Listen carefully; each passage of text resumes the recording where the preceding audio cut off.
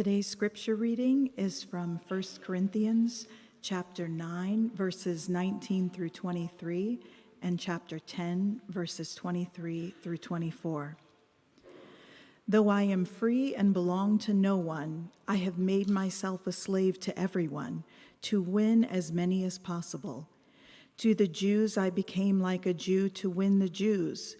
To those under the law I became like one under the law, though I myself am not under the law, so as to win those under the law. To those not having the law I became like one not having the law, though I am not free from God's law, but am under Christ's law, so as to win those not having the law. To the weak I became weak, to win the weak. I have become all things to all people, so that by all possible means I might save some. I do all this for the sake of the gospel, that I may share in its blessings. I have the right to do anything, you say, but not everything is beneficial. I have the right to do anything, but not everything is constructive. No one should seek their own good, but the good of others. The word of the Lord. Thank you, Kelly. Good morning, and welcome again to Redeemer in Lincoln Square. Perhaps the greatest narrative that moves our culture is the idea of freedom. World War II is now cast as a movement of freedom. The United Nations, that was started out of World War II, we say is about freedom. The Civil Rights Movement was about freedom. Women's rights, every single movement of rights is located in this idea of freedom. And so today we want liberation, we want self-actualization, we want autonomy, we want self-determination. Those are all different ways to say freedom. Ever since the Enlightenment, the West has been hell-bent on the idea that the highest good, the best thing for each individual is the ability to pursue their desires to live their life in the way that they see fit. And therefore, since your birth, everything around us is telling us the same thing. It's in our ads, it's in our stories, it's in our slogans, in our phrases, in our relationships. It's the air that we breathe. And so, that's the cultural narrative of freedom around us. And what we've been doing this fall is we've been looking at different narratives that are in and around us, but maybe we haven't really paid attention to them. And what we're trying to do is we're trying to look at and map out our culture's belief system. A belief system is not something that's not necessarily always cognizant. It's not always something that you can prove. It's just believed. We just know it's true. And we're trying to compare and contrast these narratives with the biblical narrative. And we want to see which one explains reality better. Which one actually takes into consideration our real experience and actually works. And today, we are looking at the narrative of freedom. I would tell you, you should not believe in Christianity blindly, but I'd also say you should not believe in your culture's assumptions blindly either. We need to take a look at them. And what we're going to do today is we're going to look at, as we have been looking at, Paul's first letter to the Corinthians to do this, to examine this narrative. We're going to do it in three what questions. What are we freed from? What are we freed to? And what are we freed to be? Freedom from, freedom to, and then freedom to be. So first, freedom from. And I think we love this idea of freedom. Our culture definitely does, but maybe you didn't know this, surprisingly, so did the Corinthians. In fact, if you look at the second paragraph here, this is 1 Corinthians 10, verse 23, Paul even quotes their catchphrase. He says, I have the right, notice the quotations, I have the right to do anything you say. Does that sound familiar at all? Because I think it is. It's very similar to our phrase that I have the right to live my life any way I see fit. That nobody has the right to tell you how to live your life, what is right and wrong for you. Right? Those phrases are similar because they are. They're very similar. And therefore, what I see in this text is I see a group of people that have a very similar idea about freedom. Then go to our first verse here, verse 19. And what you might not know from the English translation is, in Greek, the first word in this string is actually the word free. That Paul is putting that word free almost as a demarker to say, hey, we guess we've been talking in and around this concept of freedom, but now here in chapter 9 and 10, this is the topic. You brought it up. You actually gave me this quote, so let's talk about it. It's literally, the phrase should be read, free that I am. Free that I am.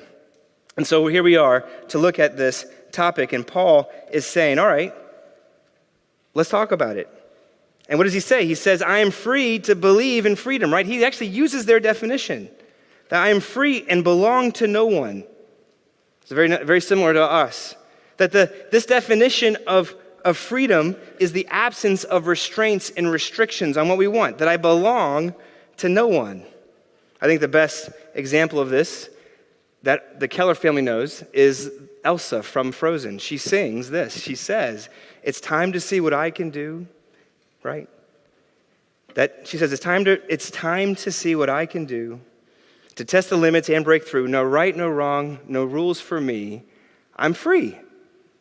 That's what she says. And of course, ironically, that immediately plunges her kingdom into a deep freeze. Well, why is that? Well, I'll give you two reasons why. Two problems with this narrative that leads to a deep freeze. Number one, the first problem is that if freedom is just the absence of all restrictions, if it's the absence of all things that could be beholden to you, then you will have the inability to love or be loved. Why? Because the fundamental tenet of love is making a commitment, it's making a movement of restriction towards someone or something else. That to love isn't to serve somebody else. What you're essentially saying to them is this: I'm going to stay in relationship. I'm committing to be with you through thick or thin. That's why I'm going to change your diaper. That's why I'm going to actually stay in relationship with you till death do us part. And all love is this way: paternal love, romantic love, personal love, mutual love. At some level, it's saying, I'm going to stay. That it's not always beneficial to me, right? I'll tell you what, I've changed diapers. It was not always beneficial to change diapers for me, but it was an act of love. Therefore, in a world that says, as Elsa says, there's no right, no wrong, right? No right, no wrong, no rules for me, I'm free.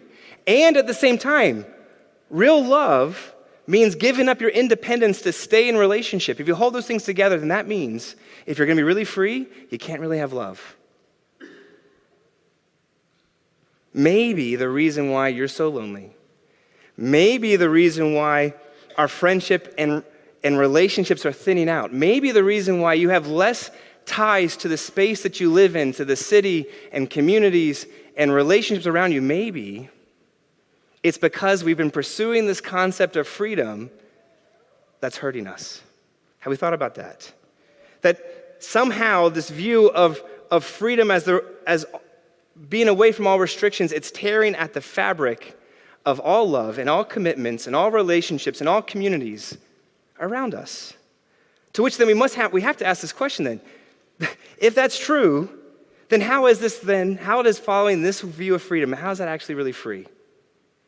Have you considered that maybe the way you're living your life right now, the way you're acting, is killing love in your life?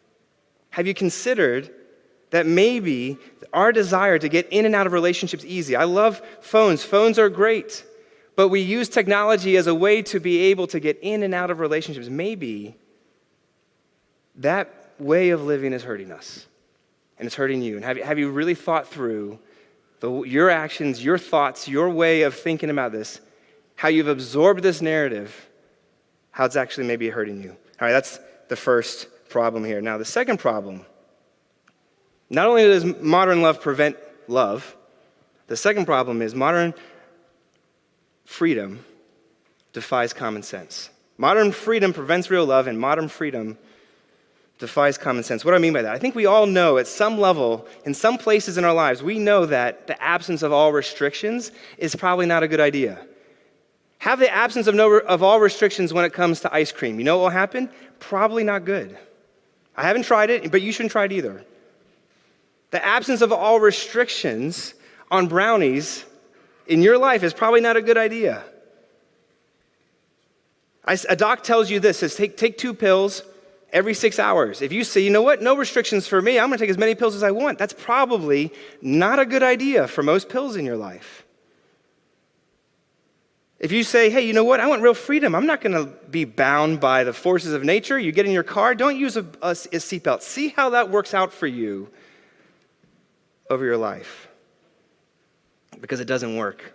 There was a study done years ago by the American Society of Landscape Architects. I bet you didn't know that there was an American Society of Landscape Architects. But there was a study done by them, now you know.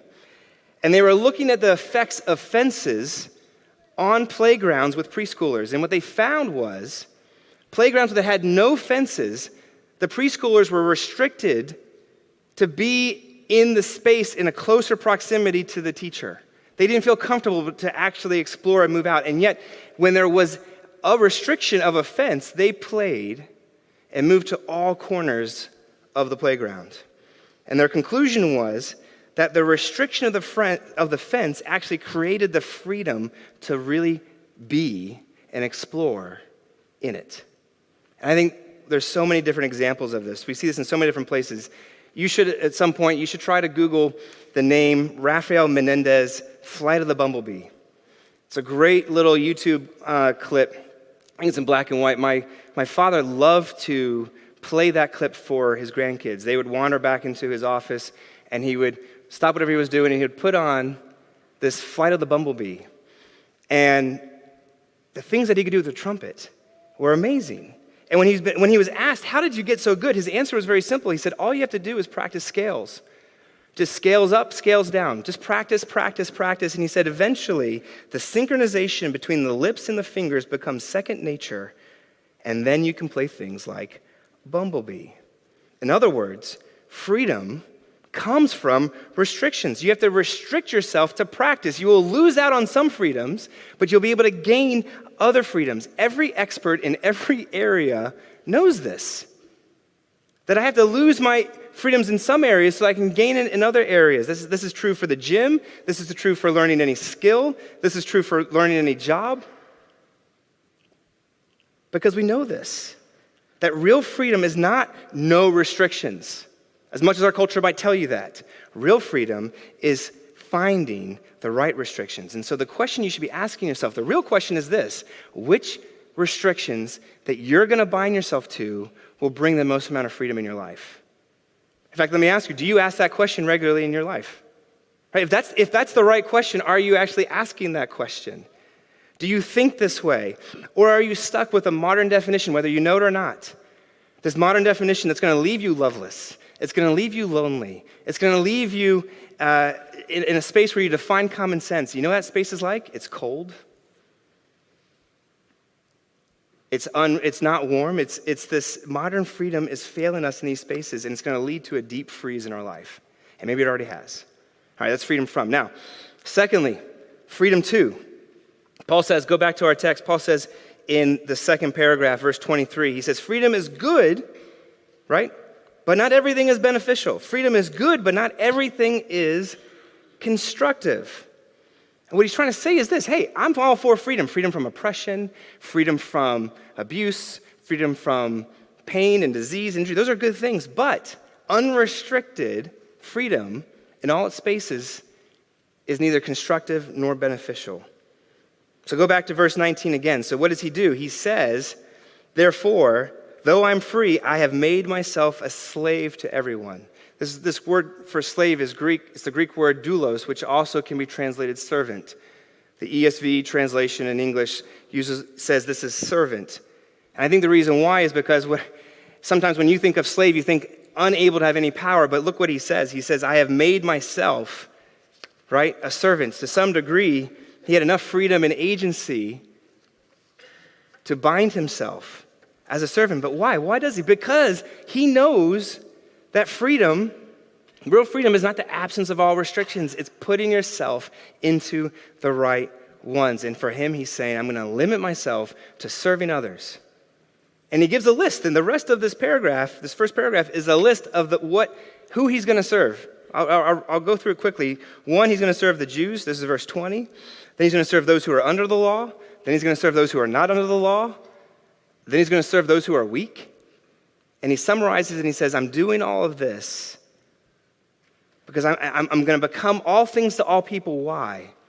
Verse 19, go back to it again. It says, to win as many as possible. And then in verse 23, I do this for the sake of the gospel. The word win actually in Greek shows up 5 times in this short little paragraph. 5 times. Win. Because why does he want to win? When you and I think of winning, we think winning is being able to do whatever our heart's desire is. But he defines winning to do what their desire is. And this is actually one of the places where Paul, I feel like, is actually laying out his heart. He's saying, this is how I'm going to live life. This is actually what life is really about. In his summary statements in verse 24 of the next chapter, he says, no one should seek their own good, but the good of others. Maybe you've heard that phrase, maybe, right? This is not, if you've been around Christian circles, you've heard of this. Maybe you've heard me say it. Maybe you've heard it said in just culture in general. Don't just serve yourself. Don't just, it's not about the good of you, it's the good of others. But what you need to ask yourself is this. Maybe you've heard that before, but you've never felt like you had enough gratitude in your life to be able to go do it. Right? And Christians say this, hey, you don't serve because you have to, you serve because you want to. You should have gratitude. You should have so much love and gratitude, you should move out and serve. Now, have you ever asked yourself, do I have enough of that? And if you're not finding yourself do that, maybe it's possible the reason why you don't live that way is because you actually haven't considered and thought through what you've actually been freed from, what you've actually been saved from. That the natural disposition of the human heart, your heart, my heart, all of our hearts, is that we're actually enslaved. And we're so enslaved, we don't even know we're enslaved. We're so shackled and bound, we don't even know that we're shackled and bound. How? Becky Pippert, in one of my favorite books, she says this. She says, if in life you seek acceptance from others, then you're going to be enslaved to their approval. If in life, if you are seeking power, guess what happens? You're going to be controlled by power. If you're seeking self-worth, you're going to be controlled by success. You're going to be controlled by your job. You're going to be controlled by money. All the things you're going to look to for self-worth, you're actually enslaved. And so what I think is fascinating about our culture is we always talk about freedom, this and that, but a person who's living freedom for themselves is deeply enslaved to the things that they have to earn and get and have to have that self-worth. And then what Christianity says is, you read over the arc of the whole Bible, the Bible is saying, history is God trying to pursue his people to bring him back to him. Because they're waywardly lost and enslaved, and yet the climax comes in John 3:16, right? Where it says, God so loved the world that he gave his only son. And we just said love is at least commitment. So you can actually substitute that word. God was so committed to the world that he gave his only begotten son. That's what we find. And that means, if that's true, and God actually does that, then the core of reality is one who gives up his freedoms to give you freedom. The core of reality, the core of the universe is one who seeks the good of others, and since we're made in his image, and that's the core of reality, then and only then, when we do the same thing, when we align ourselves with that reality, are we really free. That's what we find. And so now, because of Jesus and what he did on the cross, and what the resurrection's pointing to, life renewed, and what belief in your life in him, through him, if you have that, what that does is it gives you real freedom. When you live loved lives. And you can live loved lives because you actually work through and meditate on and think through God's delight. Have you done that? Because if you still lack gratitude, if you still are like, I'm not really that motivated right now, and I'm not saying this is all like straight arrow. I mean, there's ups and downs in your life, sure. But if you haven't, then maybe you haven't fully really considered this. Consider Jesus' love for you. Are you spending every waking hour right now in the rat race for success and approval and comfort and control. If you're doing that, guess what? Of course you can't consider this. You're spending too much time on everything else, trying to earn your freedom. So that rat race is probably not helping you to consider. Stop. Have a thought. Think out the ramifications of this on your life. I had a friend, professing Christian, this is years ago, and this person, I got to know him pretty well, a very successful person, very respected, very competent. He had built this sort of empire, this image about who he was, and then something happened in his life that threatened it all. That he was going to lose everything, his economic security, his relational security, his job security, all of it. And so we met up, and when we met up, we cried a little bit together, we spent some time, but then he said something to me that has ever since then scared me. He said, Michael, I've been a Christian for a long time. I've believed in Jesus, but what this ordeal has shown me is where my heart really got its value. You see, I thought that I believed in Jesus' love as the motivating factor in my life, but now that these things have been threatened, these things that look like they could be taken away, I realized actually it was those things that I was getting my value from. And it turns out that I cared more about those loves than his love. And weirdly, only when those things were finally even taken away, or at least the threat of them that's when, until that happened, I didn't see really Jesus is all I had. That Jesus is all I need because Jesus is the all that I have. We say that around these parts, but it's different when it actually comes clear to you. He said, until I lost it all, or was about to lose it all, could I actually see him for real. And that was scary to hear that. It's scary because I don't know about you, I don't want to have the threat or to lose everything to be able to find him. But that seems to be precisely how it always works. And for some of you, it's when the cancer comes, when the relationship is lost, when the job goes away, when the pain comes in, that is the space where we see that Jesus was there all along. Will you see him? Will you seek him? Will you see this? Because if you don't believe in Jesus right now, I'm glad that you're here, but at least see that you believe in something right now for your freedom. And not only is it not working, it's actually enslaving you. And maybe you are a Christian and that's how you're living too, but at least this, if you're a Christian, please see that when you love him, yes, when you lose some of your freedoms, by the way, when you read your Bible, you're going to lose some freedom in your time. When you join a community group, you'll lose some freedom to commune with other Christians. When you give your time and your talent and your treasures, right? Literally, you're losing those resources. You're giving up some freedoms, but to gain a deeper and better freedom. That's what we find. That is what you're freed to. And the question you need to ask yourself, is that how you live your life? And if you don't, how's that working out for you? What's actually happening there? Do you see that freedom is not just from all restrictions?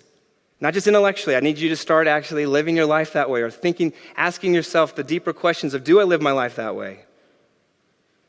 Do I put myself, if freedom is not the restriction of being away from all restrictions, but finding the right ones, have I found those right ones? Am I placing myself in those? Have you placed him, I'll put it this way, have you placed yourself under his lordship? Have you made him the Lord of your life? There's a lot of lords of life out there. But Jesus is saying, I'm the only one that's going to die for you. One of my favorite passages in the Bible, he says, come all ye who are weary and heavy laden, for I will give you rest.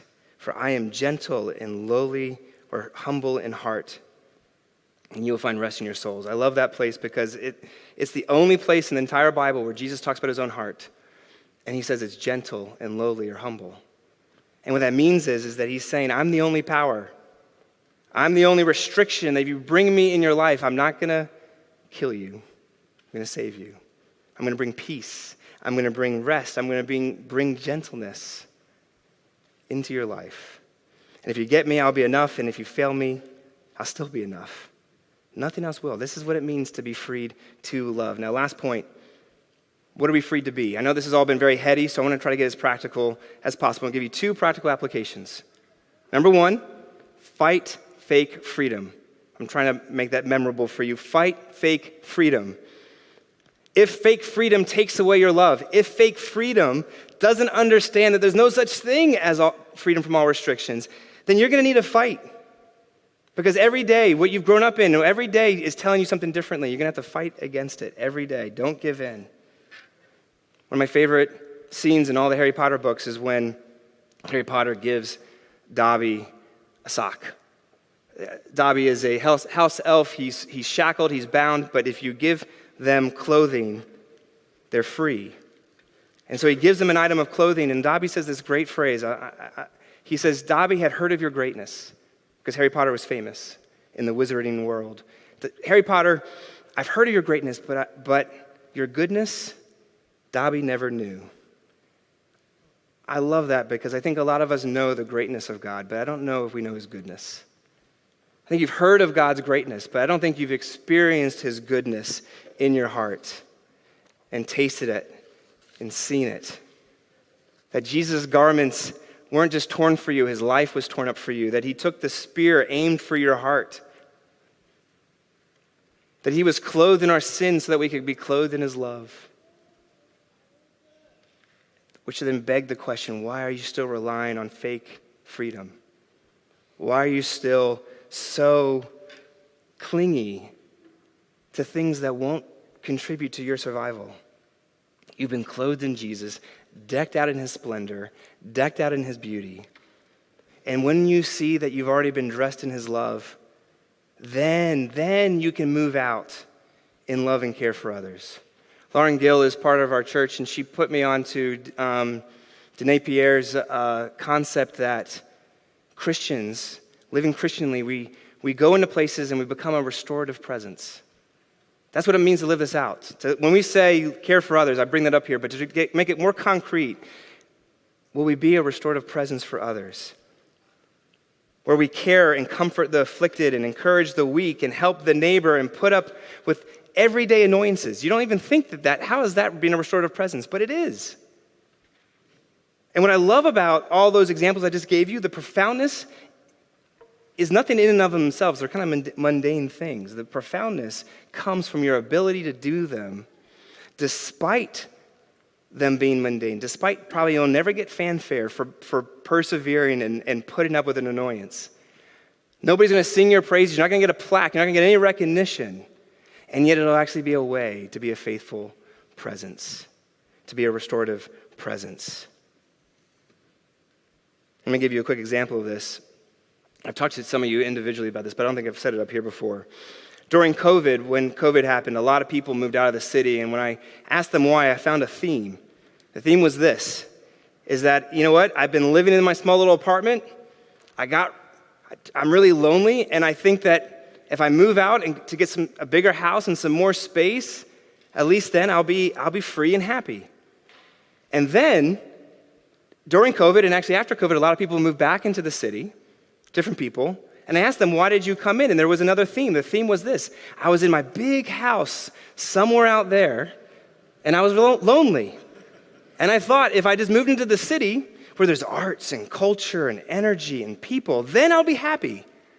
And notice, I'm not throwing any particular person, I'm actually throwing everybody on the bus, because everybody thought if I just moved, then I wouldn't be lonely. They attributed, ironically, the problem was the space and not the problem with their own heart. That the problem was actually what they've done with this narrative.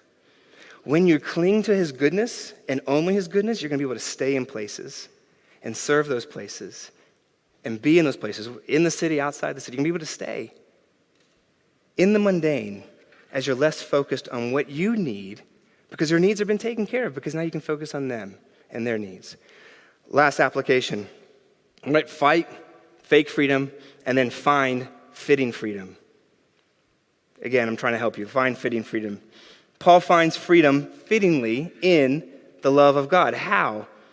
He says in verse 23, I do all this for the sake of the gospel. If we know anything on this earth, by the way, can be taken from you. People, places, and things, by the way. Concrete stuff can all be taken from you. If you know that, and nothing's secure, then real freedom is finding that Jesus has given himself to you, and now all we have to do is give ourselves to him, the one thing that can't be taken from you. You know what religion says? Try hard, be good. By the way, that can be taken from you. All philosophies, all religions can be taken, but Jesus says, not me. Maybe the thing that's been taken from you in your life, maybe the thing that's being taken from you right now, maybe the thing that will be taken from you, these good things, maybe those are the things that are actually holding you back from really seeking and needing and experiencing his goodness. We know this from John Newton, one of my favorite quotes. Newton says, everything is necessary that God sends our way. Nothing is necessary that he withholds. I'll say it again. Everything is necessary that God sends our way. Nothing is necessary that he withholds, which means if there's something right now that God right now is keeping from you, and by the way, there's probably a lot of things he is. Ease, comfort, validation, acclaim, success. Whatever he's holding away from you, either, number one, he's either going to give it to you eventually, maybe, or two, he never will give it to you, and guess what? Turns out you never needed it in the first place, and you just didn't know it. Either way, it wasn't necessary. Does that realization happen to you overnight? No, it doesn't. We look in the Bible, and what we find God's people, the Israelites, wandering for 40 years to understand this concept. How long is it going to take you? Think of the loves that you wish you had. Think of the loves that you did have but have been taken from you. Good things, people, places and things.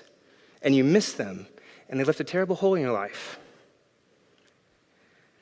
God is using the absence of those good things to tell you about the presence of something better in him. God is using the absence of those things to show you in a more powerful way the presence of the one ultimate thing that you really, ultimately, and truly need, and that's him. And what you'll find is the thing that you need is, maybe not the thing you want, but the thing that you need has always been there. His love and his care and his affection found on the cross and in the resurrection. And now in your life, if you'll let it be, when you're down, when you're lonely, when you're without hope, when you're without future, when you're licking your wounds, when you're having those holes in your heart that you don't feel can ever be filled, cling to, plunge yourself into his love for you. You will never know how satisfyingly rich and sustaining and filling his love really can be until all the other loves of your life stop working and you go to him. And guess what? He was always there. In that aching absence, I think we can sing, right? We can sing like the hymnist, think what spirit dwells within thee, think what Father's smiles are thine, think that Jesus died to win thee, child of heaven, canst thou repine? Or you can go to William Kuyper, who says the same thing. He says, now freely chosen in the Son, I freely choose his ways. You've been freely chosen in the Son. Freely choose his ways. Let's live out, not fake freedom. Let's live out fitting freedom, faithfully, together, as a community, in love and hope in this world. Let's pray. Heavenly Father, thank you for this word. Thank you for entering into freedom as Paul does. He says this stuff is good. We do want freedom. There's an aspect of, he's not saying this is, it's a black and white. He's saying, no, there's a lot of good in freedom. But Father, help us to see unfeathered, no restriction freedom is hurting us and killing us. That real freedom is being bound in the right restrictions, and the best is to you. We've been made in your image. All of nature of reality is you who made all things, who gave himself to us. Now, when we do the same thing, we are most human, we're most in love, we're most who we're meant to be. I pray that we would find that we would not see these things as unnecessary restrictions and hurt, but bountiful ways to beautifully love and care and be filled with joy of others and of you. Pray all these things in your name. Amen.